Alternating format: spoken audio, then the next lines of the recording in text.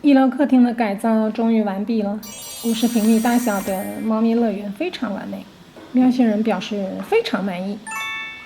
但问题又来了，这么大的空间打扫起来，腰和胳膊都快断了。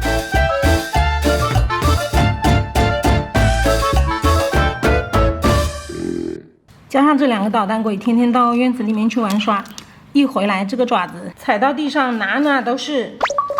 是时候要做出改变了，我得解放我的双手。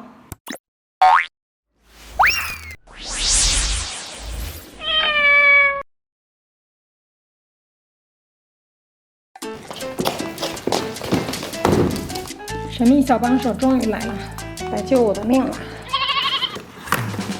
哇，好大，这个很重要，手残星人的秘籍。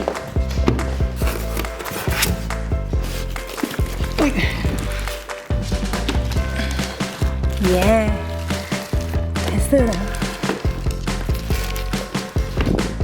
使用前取掉，可能这是一个保护条。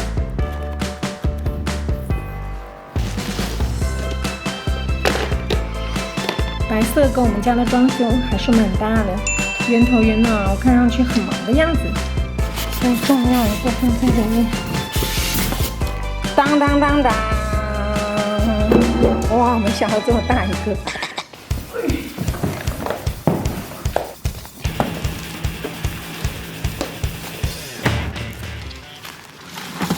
哦，这些是配件。我们来看看都有什么。头部，哦，等于是有2套头部。为什么它是这种形状的呢？哦，我知道了，这样转的时候，中间就可以重合在一起，这样子，它就不会留有那个缝隙。这个是扫地的模块，应该是。这个是放在水箱里的清洁剂，但是这个是什么我就不知道了。这个好像有磁性的，会吸住的。待会来看那个说明书吧。电源线，这2个是什么我也不知道，但是我知道这肯定是狗最喜欢的东西。这2个海绵是要放在那个清水桶的里面，过滤水里面的颗粒物的。哦，它里面已经有1个了，那这2个就是用来备用的，更换用的。哦，这个是一个制造隔离区的一个磁条，就是我们不希望那个机器人进到哪里去会卡住或者怎么样，就把它设置为一个隔离区。这个还是可以自己裁剪的。哦，好高科技呀！哦，这个是成盒。咦，很轻松哎。前面是滤网，颜值是过关了，但不知道用起来是不是跟传说中的效果那么神奇呢？先来充个电回个血吧。吸尘器应该就是这样放进去的吧。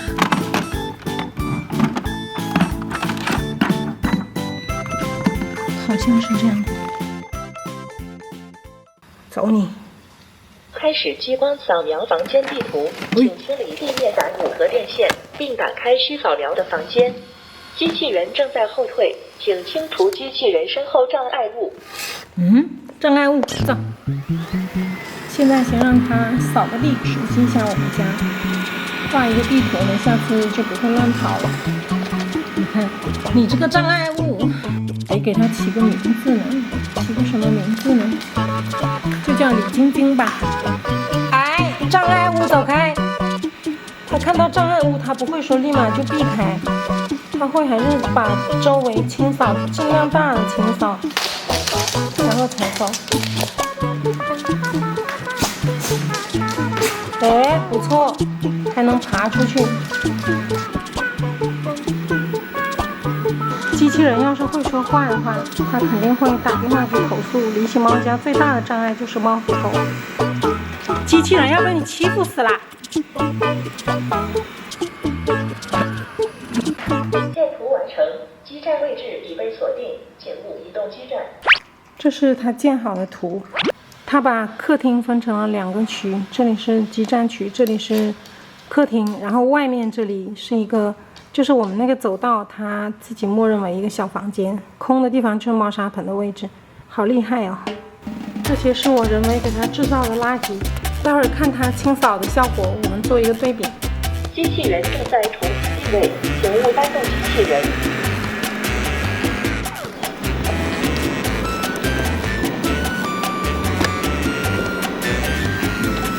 暂停扫地。先暂停一下，继续。给我毛毛来做个超跑，这个好像大了，我来给你做一个超跑啊！你坐在上面就可以，世界上都去，自己上去。哇，全家小妞妞第一个坐上了超跑，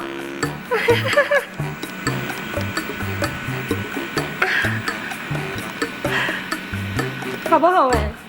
嗯？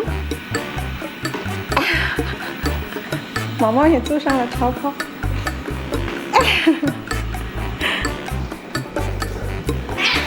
哎！抢一个跑车有意思吗？你要不要上去坐一下？还是算了吧，买不起。扫地任务已完成，机器人充电中。这是扫完的客厅，毛毛砂基本上都清理掉了，连这些边边角角也清理到了，还是可以的。就说你说它干净到光洁一新也倒没有，就是中规中矩的扫地的这种效果吧。看看集成盒就知道它能扫出来的垃圾大概有多少。我的妈呀，这还是刚才我扫过地的。看一下啊，怎么开？这里啊！我的妈呀！从这里打开，正确的是可以清洗，然后那个滤网是可以更换的。好了，现在来试一下拖地功能。先把这个扫地块拿出来。对，你看，跟我想象的是一样的。它就这样在转的时候呢，这个中间它就不会留缝隙。但如果是两个方块的话，它中间就会有这个缝隙，打扫不干净。聪明吧？我觉得我自己还是很聪明的。先把它放回去。这里面呢就是水箱，这个蓝色的是清水箱，这个白色的是污水箱。现在我要先拿去接水。接掉这根线就可以了。来，好狗好猫不挡路，走开。现在要在水里加这个清洁剂。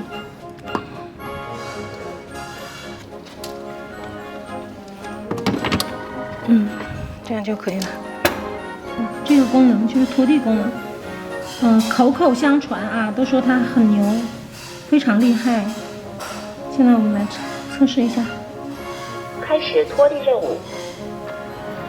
现在听到的声音呢，是它在清洗拖布的声音。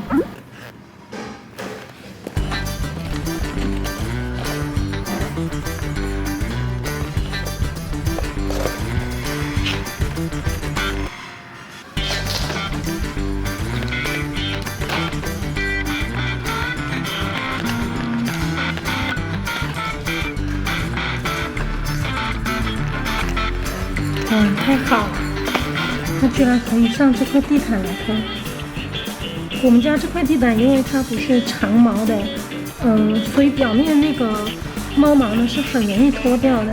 平时我也是用湿毛巾在擦，它可以脱那就更好了。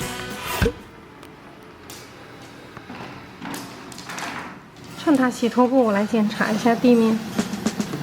这么看还是很干净的啊，待会看一下拖布和洗出来的水就知道干不干净了。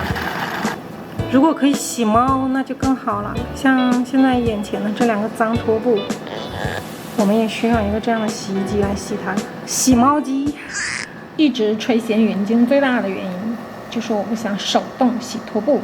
俺也一样。我要实现真正意义上的解放双手。拖布洗完之后呢，会在基站里面自己风干，不用专门拆下来洗晒，这个真的蛮好的。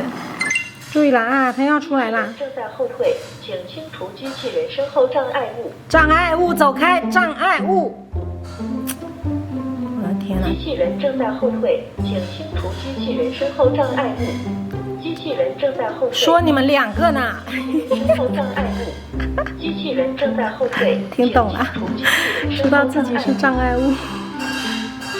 哎，我也是障碍物。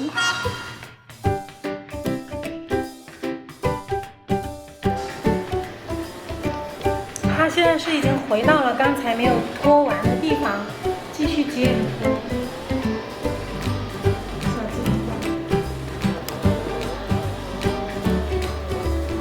毛毛起来，毛毛。李晶晶还挺聪明的，没有原地打转转，也没有马上逃跑，还知道绕着边边拖一遍。如果有人这样在旁边看着你工作，是不是你很不爽？所以你们快走开吧，好不好？机器人都抑郁啦。你看，他要回家了。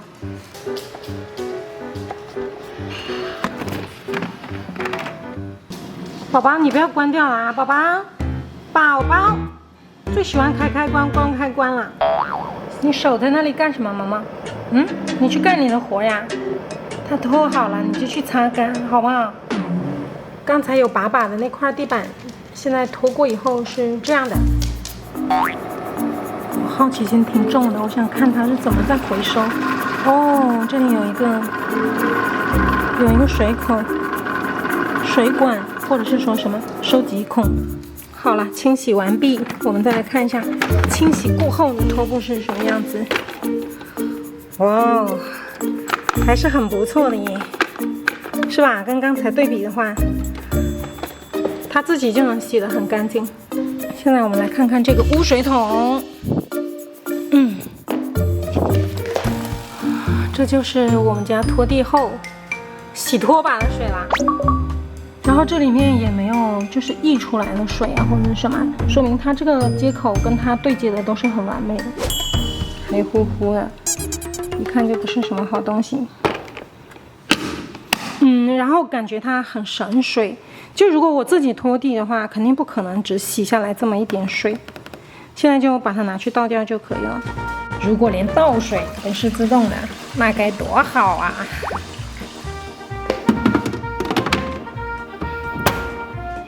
这是拖扫机器人辛苦了2个小时之后的我们家50平客厅的地面，是不是很干净啊？感觉都能打着赤脚走了。